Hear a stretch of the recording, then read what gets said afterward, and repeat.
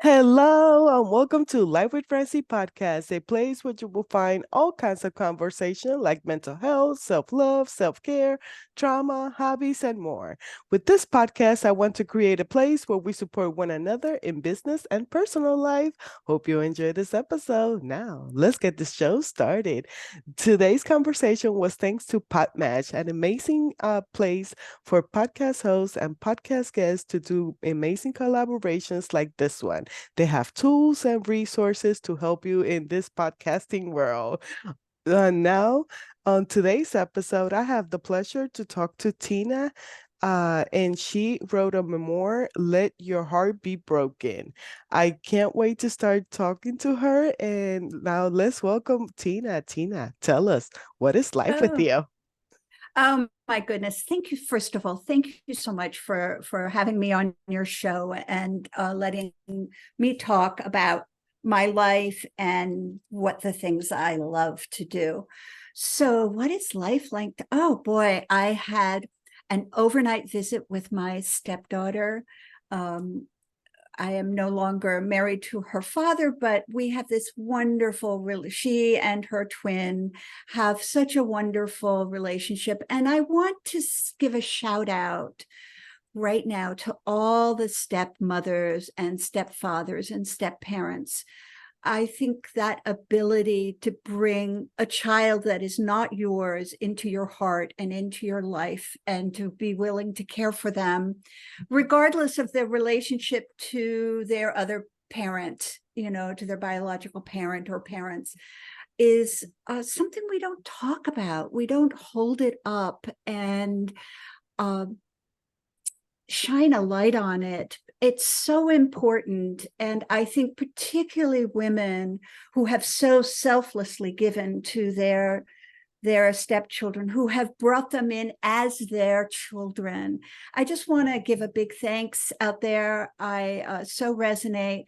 The joy and the gifts are there. The difficulties are there. But I just don't think, we have this bad image of stepmothers, the evil stepmother, when they are real heroes. They really are heroes. So anyway, I did want to give a shout out to that. No, I love that, and you're gonna make me cry because I feel the same way just because of my dad. My dad took me in when I was one, and he's my Mm-hmm. hero. He's my everything. So yeah, shout Right. out to step Yeah. parents. Yes, absolutely. So just a little bit about me. I am a classical composer. So I write music from a classical tradition. So I write for string quartets, for orchestras, for solo ensembles. I have quite a few recordings out there. And that's my passion, is to write music and to get other people to write music, to express themselves through this medium, regardless of their background. I am one of those teachers who says, give me a couple hours, I can teach you how to compose. Where other people might say, give me a couple of decades and I'll teach you how to compose. But anyway, this book, Let Your Heart Be Broken, it's life and music from a classical composer.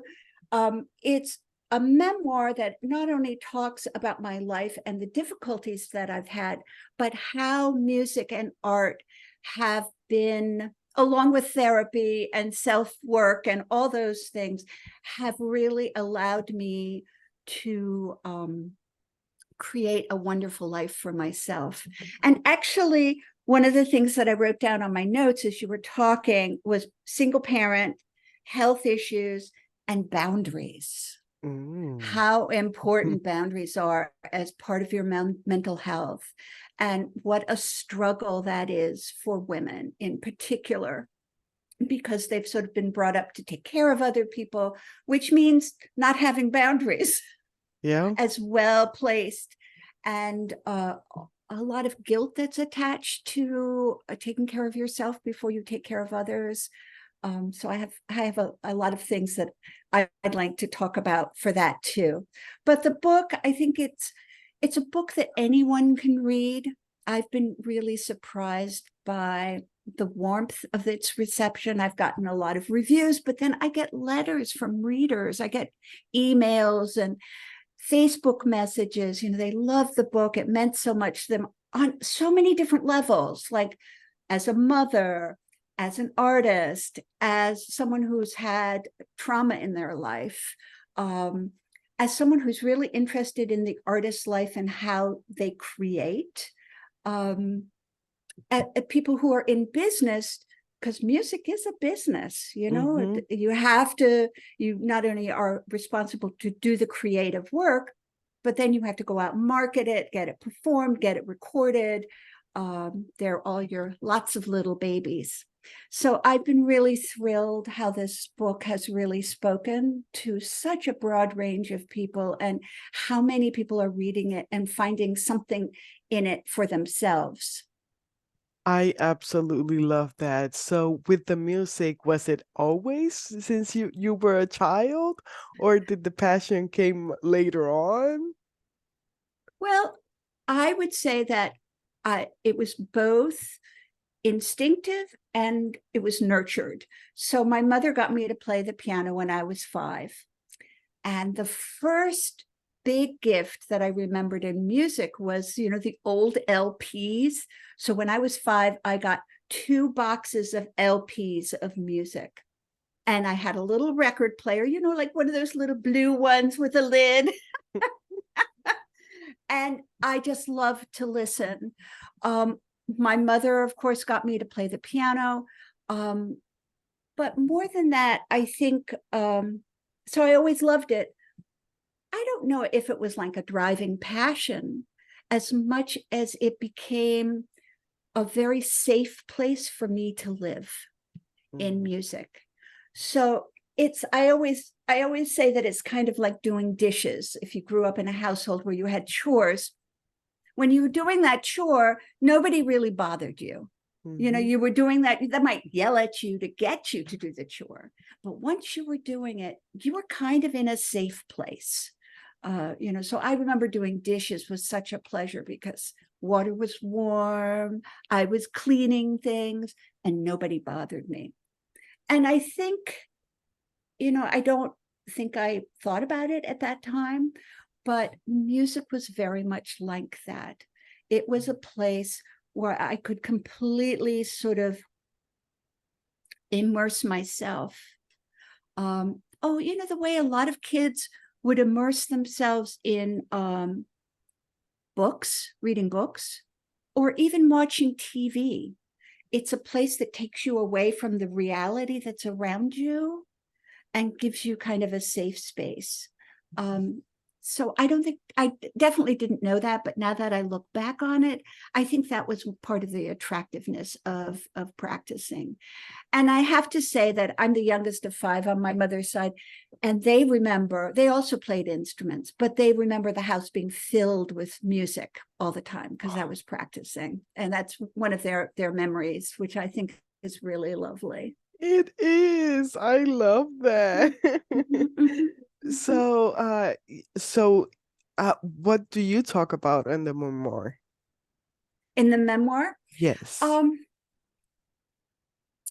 I talk a lot about some of the early childhood trauma that I went through. I talk a lot about how music or the creative effort,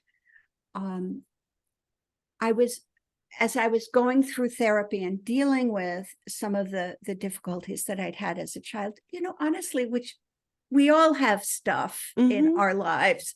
I was also able to write about it. I was able to compose about it. Wow. So I have a piece for 4 cellos. It's called Dark Child Sings. And it was about that dark child in me that needed a voice and wanted to come out and express themselves. And through that expression could sort of be free of some of the sadness. Yeah. They could, so I write a lot about that. I also, as an adult, had a 9-year illness, a heart condition where I had to, I had my daughter at that point. So how I had to sort of reduce my life, all the things I was doing, I had to sort of decide which ones could I have the energy to do? Because I had congestive heart failure. So I was always coughing. I was always tired. it was sort of like I had flu for 9 years. My Wow. bones ached, and some days were good, but I always had those symptoms. And how I had to really make choices. My daughter was first, my music was second, my marriage probably was third. I was doing a lot of part-time jobs. I was also a concert pianist at that point, and I had to give that up. I decided I didn't have to. I decided I had to choose between composing and performing. And fortunately for me, I chose composing. I always had to be lying down by 7 o'clock at night. There were all these health considerations. So I talk a lot about that. And then when I finally had this, at that time, which was really groundbreaking surgery on my heart, it's very commonplace now. I had to figure out how to live life where my illness wasn't the one that making decisions for me. Yeah. My illness always made, I couldn't go out and party or drink or eat really heavy, rich foods because I just feel terrible the next day, because just to digest those foods and being tired. So suddenly, I guess I was about 30. I got the illness when I was 29, and I had my surgery when I was at 28. Never thought I'd be cured. And I was very fortunate. So many people, they have surgery or they have some procedure and it doesn't really cure them, but it's a trade. They're better, but not, even heart transplant, they're so much better, but it's a trade. You still have to deal with all the medicines and, all the things that come with a transplant. So I was really released from this illness and took a year to really figure out how could I be responsible for my life and make good choices for myself. How could I trust again that there's this wonderful writer, Stephen Levine, and he says, illness is a great teacher, but like all teachers, you have to let them go. So there's a point where I had such an attachment to my heart problems and my illness that it was a struggle to really let go of that perception of myself and trust again. So I write about that a lot. And then for quite a while, I was a single parent, and I had my career as a composer, and how I handled all of that. Wow. So when it comes to composing, like, do you just get a thing and it's like everybody leaves because I'm about to compose? Well, there is a part of that where and being an artist is talking about boundaries. It is a wonderful way to learn boundaries. You can't create if you don't have time and have people around. You have to have a sense of self that is important enough that you're willing to say to people, okay, I've got to go off, or you have to go away, or whatever, the negotiation is. And, I've been composing for 45 years. So there's a lot of that that's been a practice of putting myself first, putting the work first. And especially when you have children, that's sometimes a very difficult thing. And so many women have been writing in the middle of the night or waking up at, 3 o'clock in the morning. And that is very difficult. It's very difficult to write like that. I was fortunate that at a certain point, I was earning enough as a composer that I could compose full time. I didn't need to work other jobs to support myself. But then you get into this place where it's like good for like 6 months, and then it's kind of scary for, you don't have a job, or, but I think when you are self-employed, you always have to deal with that. But yes, I have a studio that's dedicated to my music space. So I had to create a space that's dedicated to my music. That wasn't always easy. Sometimes I had to make compromises about that. And then I have a way of sort of, a discipline about getting to work. So it usually involves reading for a half an hour, 45 minutes. Then I write in my journal, which is a very important way of calming myself down or preparing myself to write music. So all of those things are very important. And then a lot of times I just have to be okay with a day where I sat in my studio for an hour and only did like 5 minutes of work. Sometimes that happens. And just have to be okay with it. Or days where, oh my God, I just don't want to write music. I don't want to write music. I say, okay, you're going to sit down, you're going to write for a half an hour every day, even though it's terrible. We don't care. You're just going to get into it. So even after 45 years, there's still negotiation. There's still, sometimes it's wonderful. Sometimes I can compose for 4 hours at a time, 8 hours at a time. Sometimes it's only 5 minutes. But it's learning to trust yourself and learning to not panic about if it's not going that well. So yeah, just keep on going. Did you always know to put yourself first, or did life show you how to put yourself first? Oh, it has been a long, long learning curve. It is not easy. I don't know. I think when I was younger, I was so focused, sort of almost crazy focused on being a composer. And I think that was because I had such a need to somehow articulate, speak about my life through music, that it was like all I could do was like there was like this laser focus.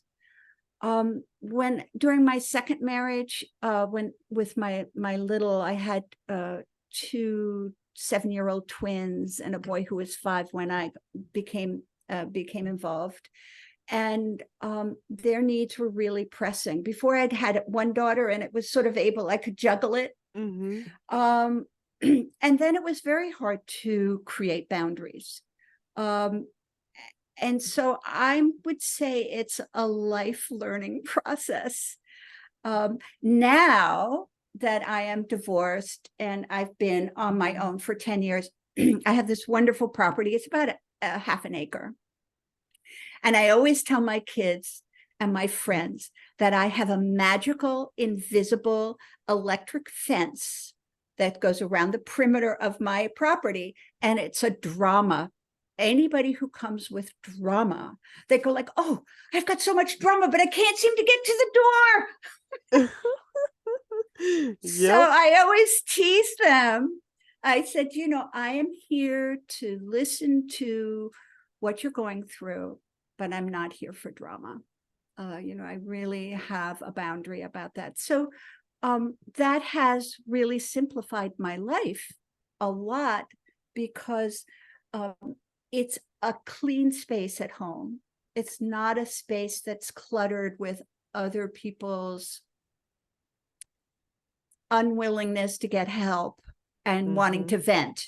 Of course, my kids call up and vent. Of course, they say, hey, can I vent? Absolutely. I am here. We're going to set the timer. How much time do you need? You need a half an hour, fine. You need an hour, fine.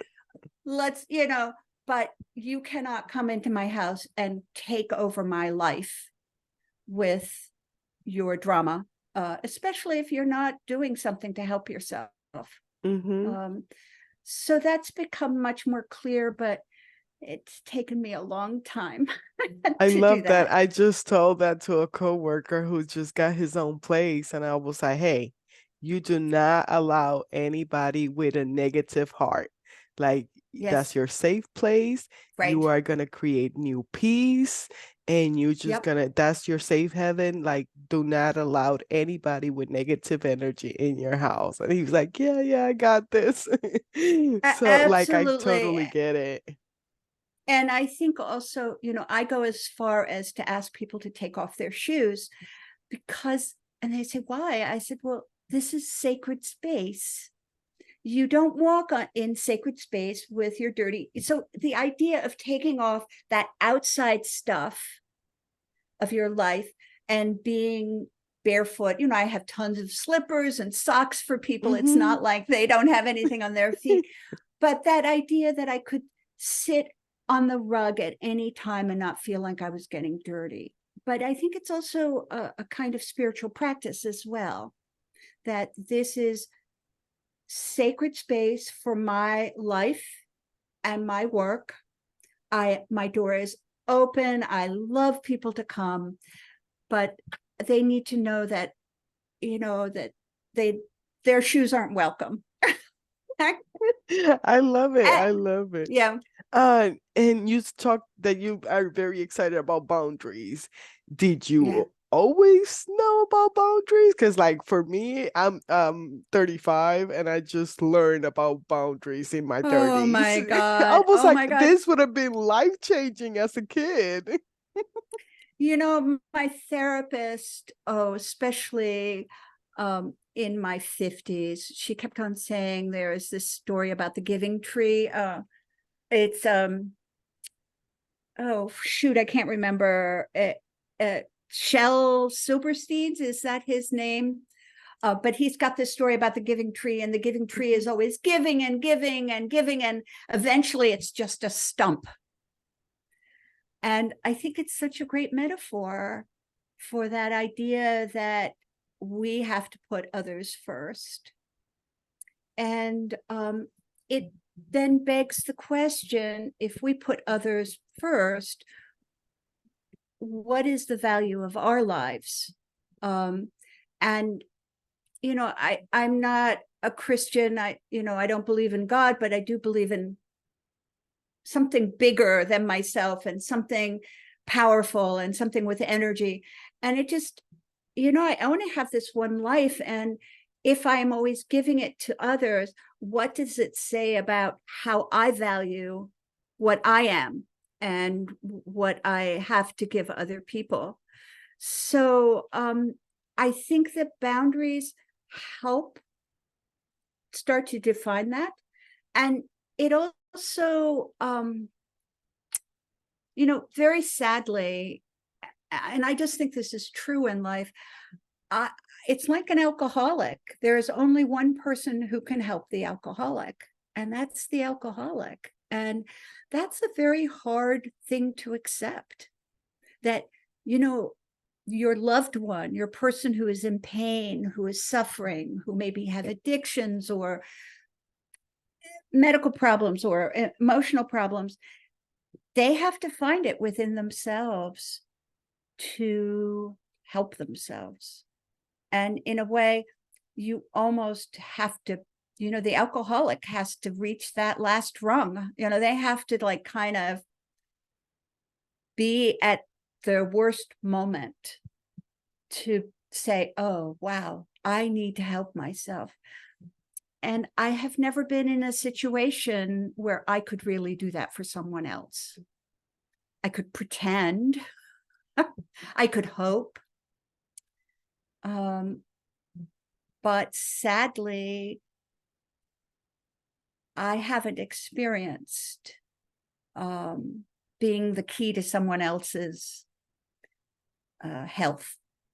And so I guess what I do in my life is always ask, who is supporting you as you go through this trial? What are your resources?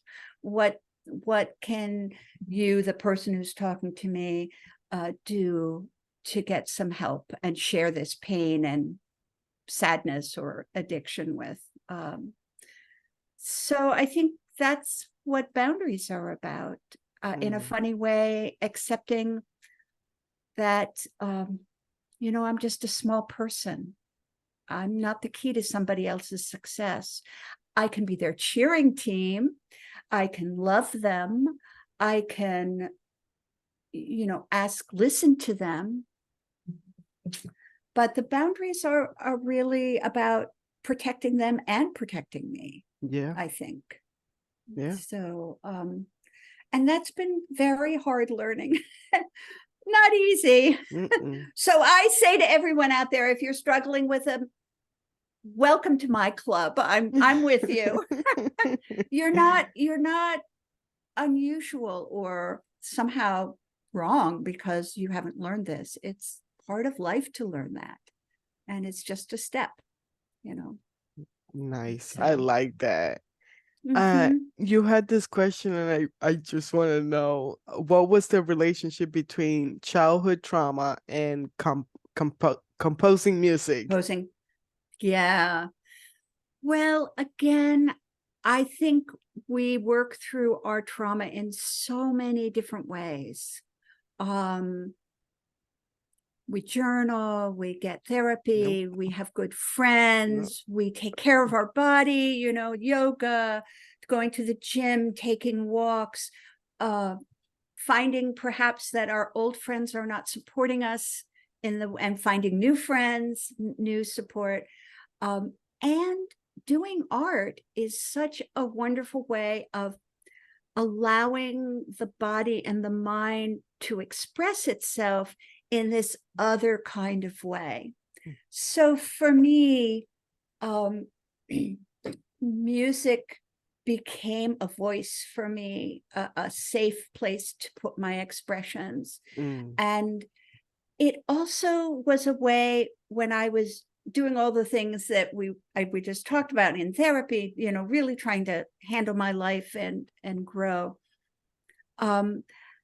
It also became a teacher. My art became a teacher. My music became a teacher on where I could go next. So I would say I've been teaching for writing music for 45 years. In the first 10 years, between my 20s and 30s, I probably wasn't really composing music in relationship to myself because I didn't know myself very well. 30 to 40, I was doing therapy. I was really dealing with a lot of the traumas in my life. I started writing music that I thought was authentic. It was very exciting. It sometimes was angry, but it really seemed to be about me. And then when I got to my 40s and I had some mastery in my own personal life and in my music, I've been writing music then for 20 years. My music was asking me to think what was beyond me. So here I'd been dealing with me and my trauma. What was beyond me? So a connection to a greater whole, a connection maybe to nature or to the sky or to a spiritual relationship. So I would say that the next 20 years, I've always been composing in relationship to the thing that's outside of me, which broadened me and made me think. I think that's where, we do gain personal mastery over ourselves. It's always an ongoing process, but we're better than when we were in our 20s. Oh, yeah. And then, Thank God for that. Yeah, right.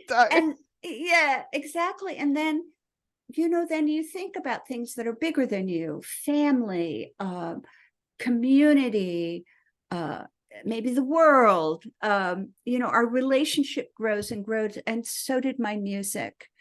And I think that was one of the reasons that I wanted to write about it, because I felt a greater connection through music to speaking. I was doing a lot of teaching in public schools in Philadelphia that were underrepresented in the arts. I did a lot of work in community settings. So my music taught me to go beyond myself, which was I really appreciated that. I love that. I'm trying to let my creative side, and I was just in a podcast as a podcast guest, and she was like, "What would you let your 9-year-old self?" Because she was like, "Which age is like the most that needs attention?" And I was like, "Yep, 9-year-old Francy. Ooh, she got a lot to say." She does. And 9-year-old Francie probably had great energy and great. I love fourth, fifth, and sixth graders. They're not jaded yet. They haven't sort of sexually matured enough, so they're not as comparing themselves to their peers at that point. But they always seem to be like really excited by new ideas. Fifth graders, oh my God, love them. And I wish I had that experience, but sadly, my biological father just showed up when I was 9 and busted the perfect bubble that my mom had me in. So I had to become a grown up at such a That's young very, age. And very, it's so very hard. sad. So she was like, "Why would you tell your 9-year-old self?" And I was just like, let that creative side go. Like, just be a kid, just write everything that you want, because I love journal, I love writing, and I wish I had expressed myself like I'm expressing myself now in my 30s. It's never too late. It's never too late. And that 9-year-old Francie is there. You can give her permission, give her love and acceptance, and say, "I need you now. So can you bring me some of your energy and your spunk?" Yeah. I love that. Let me see. Secrets played a big part of your life. What do you have to say to others about keeping secrets? Oh boy. Yeah. I have a lot to say. So and I don't want to really speak about the specific trauma, because I hope you're you fine. read my book. Yes. And experience it yourself, because I think that that's really important. But I believe in privacy. I think everyone has the right to privacy of their feelings, privacy of maybe things that they've done in the past that they really don't want to share with other people. However, secrets, and I'm talking about a difference where you have a secret about someone else in your family, about them, that might change how they think and feel about their lives. Those are my experience. My own personal experience is that they're very damaging, and they hurt not only the person that they have the secret about, but they damage everyone in the family. Moreover, if it's really a secret that you're ashamed about, the person who is got the secret, in my experience, they're always making negotiations around that secret. They always have to maybe bend a little truth, not really answer a question, hide that secret deeper, be afraid to talk to others. What I noticed in my family is that my mother, who had this secret, it kind of warped her. It made her less spontaneous, more careful. And in a funny way, I write in my book that a secret becomes like your own personal Frankenstein that's up in the back bedroom and creating so much damage to your house. And you're like rushing up there to calm the secret, to take care of the secret, to make sure that the secret doesn't expose itself. And it is so damaging. And also, especially with a parent, it's the trust that you have with that parent that can be undermined, particularly if, when you find out the secret, the parent doesn't want to own up to it, doesn't want to acknowledge it, says, "Oh, well, that wasn't about you," insists that you comply with their sense of reality. Yeah. So I personally believe in being as emotionally honest as you can be, which is sometimes very painful, to have to emotionally say, "Oh, that's really upsetting to me, and I'm going to tell you," or "I can't do that. I can't pretend to do that." I was so wrong when I did that. I'm so sorry. And there are a lot of things, my daughter will come to me and she said, how could you have done that? And I said, oh, I'm so sorry. I don't know where I just was in a place where I could recognize what I was doing. And there's nothing I can do about the past, but I can tell you right now, I'm working really hard not to do that again, not to Yeah. ever do that again. And that's the only thing I can give you other than my apology. I can't take away the hurt. I'm not going to try to explain it and pretend that it didn't happen, or that if you understand where I was, you would feel less hurt. No, children, when the parent is not available or does something in a way, they're hurt. There's nothing I can't fix that. Yeah, no, and that makes a huge difference because Yes. I have one parent that I am dead to and have never said sorry for anything. And it's like, oh, it was blah, blah, blah, blah, excuses, and no acknowledgement. And then I have another parent, which is my mom, who I call almost perfect, the almost in caps, but she's almost perfect. And all I have to do is like, hey, mom, you remember this, and that. And she's like, I am so sorry. There's no excuses. Like, I was not a present parent, but I'm here. I love you. And that makes such a huge difference because as a kid, like, you just want the acknowledgement. Like, you really don't want them to feel the guilt, because I every time that I talk to the therapist and when they go to mommy problems, I'm like, oh, no.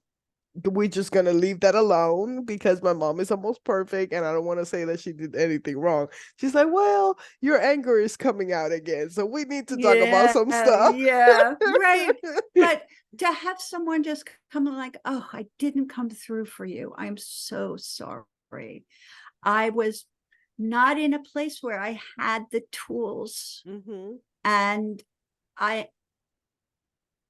what can I say? I'm so sorry. And I am working so hard now not to do that to you again, to be available, and, as your children get older, they don't want your opinions. Talk about boundaries. Oh, they don't want to know what you think. They just want you to listen. I charge my mom for opinions and advice.